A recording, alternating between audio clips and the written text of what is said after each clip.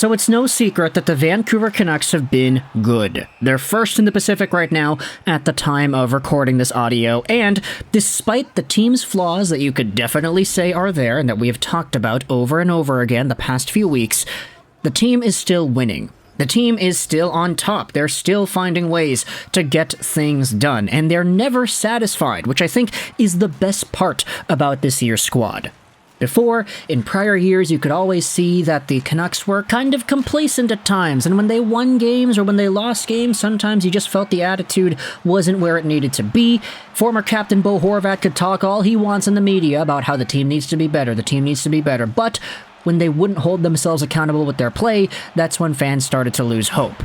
Now, that hope is coming back. A lot of that has to do with Rick Tocchet, but a lot of that also has to do with the players themselves just showcasing their best versions of their own play.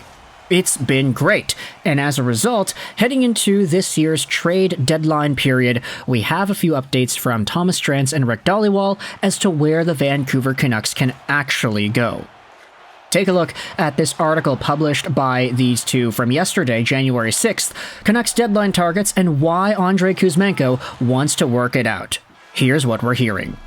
Now, I'll leave a link in the description if you want to go ahead and read this article yourself. It is behind a paywall because it's The Athletic, but because it is behind that paywall, we're not going to actually screenshot this piece. We are instead going over to ProHockeyRumors.com, because this article, published today by Ethan Hitu, goes out there and writes about the comments made by Drance and Dhali, latest on the Vancouver Canucks trade deadline strategy. Article will be linked in the description over here as well. Here's the paragraph that introduces the topic. The Canucks are in a position where they can legitimately consider treating 23-24 as a Stanley Cup or bust sort of win-now campaign.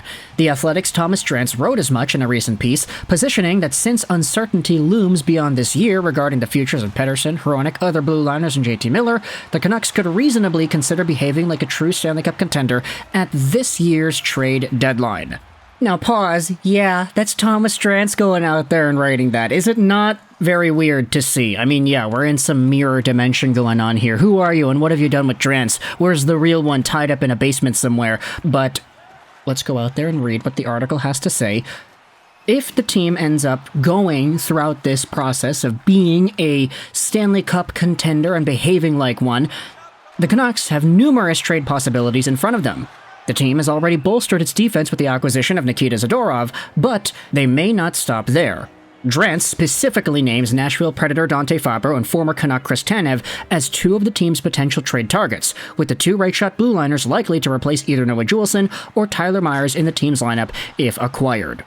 But, while defense is an area that the Canucks might stand to improve, Drance writes that a top-six forward is seen as an area of greater need for Vancouver.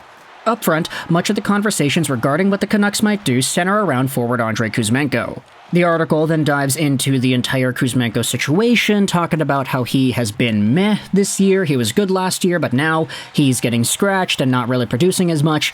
For what it's worth, though, Drance notes that Kuzmenko's agent Dan Milstein told The Athletic that he and his client remain committed to making it work for Kuzmenko in Vancouver. But although this isn't a situation where a player is responding negatively to a reduced role and is seeking an exit could still very well be in store. Moving Kuzmenko could clear as much as $5.5 million off the Canucks books, which would open up significant new avenues for external additions. NHL teams are making calls on Kuzmenko's availability, according to Drance, and one team is reportedly showing real interest in acquiring the Russian forward. His name will be one to look out for among fans of clubs in need of skilled assets up front. Now this is where things get interesting, because we have it labeled out here on the line. These are apparently guys the Canucks could be interested in. Drance names two specific forward targets, as he did with defense: Pittsburgh Penguins star Jake Guentzel and Buffalo Sabres winger Jordan Greenway. Guentzel, who the Canucks front office has familiarity with from their time in Pittsburgh, would be an absolutely massive addition. The pending UFA would only be moved if it's clear the Penguins are out of the playoff hunt by the deadline, and if he's available, he'd likely be the top name on the trade market. He's scored 43 points this season and has two 40-goal seasons on his resume. As for Jordan Greenway, the 26-year-old was traded to Buffalo just last season. The 6'6" power forward would add some size and snarl to the Canucks forward core, something the team does not have in abundance. His acquisition would probably be a lot less steep than Guentzel's, though he does come with an additional year in his contract at a $3 million AAV. Now, when it comes to these names, Drance going out there and specifically labeling out Chris Tanev, Dante Fabbro, Jordan Greenway, Jake Guentzel, also bringing up the Andrei Kuzmenko trade idea. This is where our conversation opens up. Now, I wanted to start out by talking about Jordan Greenway, because this is the newest name out of all the ones we've talked about. Every one of these other guys, Tanev, Fabbro, Guentzel, we've made videos about them before. They're not necessarily new. But Jordan Greenway is 26 years old, big dude, big power forward, as we had said, signed till the end of next season, making $3 million a year.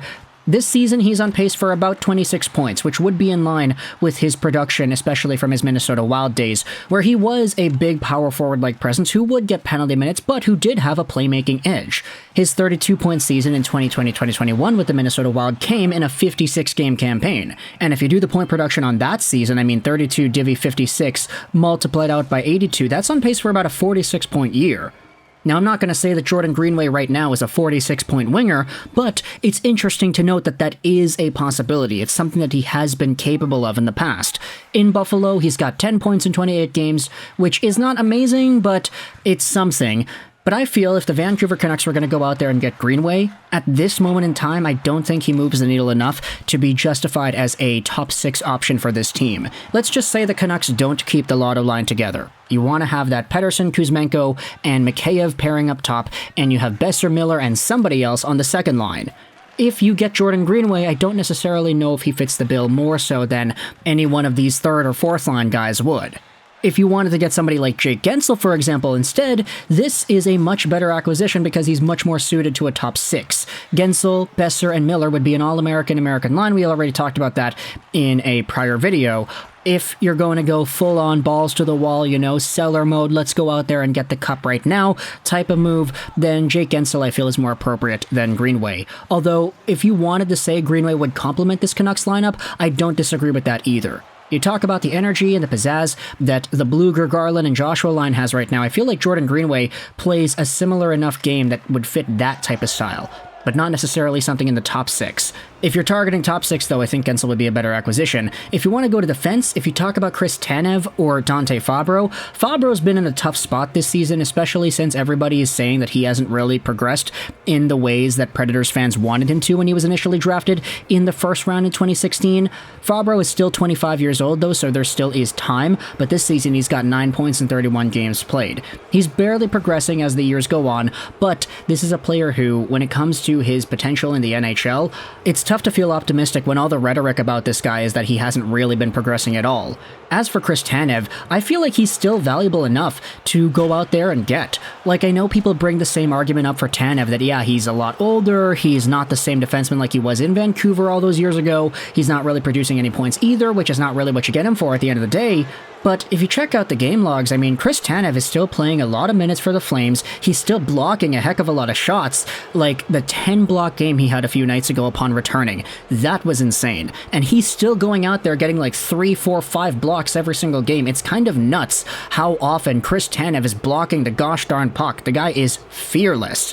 So, when it comes to this identity that the Vancouver Canucks might be trying to manifest, if you wanted to consistently go with that decor where they're hard to play against, they can shut down opposition, Carson Soucy and Chris Tanev getting 5 blocks a night each, that's money right there. And if you try to pair him with Zadorov, there's already a fit. But, of course, money talks, and money needs to work itself out in order for the Vancouver Canucks to make a trade actually work. We'd already talked about the idea of Vancouver getting Tanev in a Kuzmenko kind of trade because the money would work out fine there. But let me know your thoughts in the comment section below. How do you feel about Thomas Drance's update in regards to the Vancouver Canucks? He lists out Dante Fabbro, Chris Tanev as 2 defensemen the team could consider. He lists out Jordan Greenway and Jake Guentzel as forwards the Canucks could consider. He also talked about Kuzmenko potentially being a trade chip as well. What are your thoughts on all these ideas? Who do you think the Canucks should get? Who do you think they're going to get? Because that's a very different conversation. And if you're a fan of the Sabres, the Flames, the Predators, or the Penguins, let me know your thoughts as to what you would want from Vancouver in exchange for these assets. Articles will be linked in the description. I hope you enjoyed this video. And bye.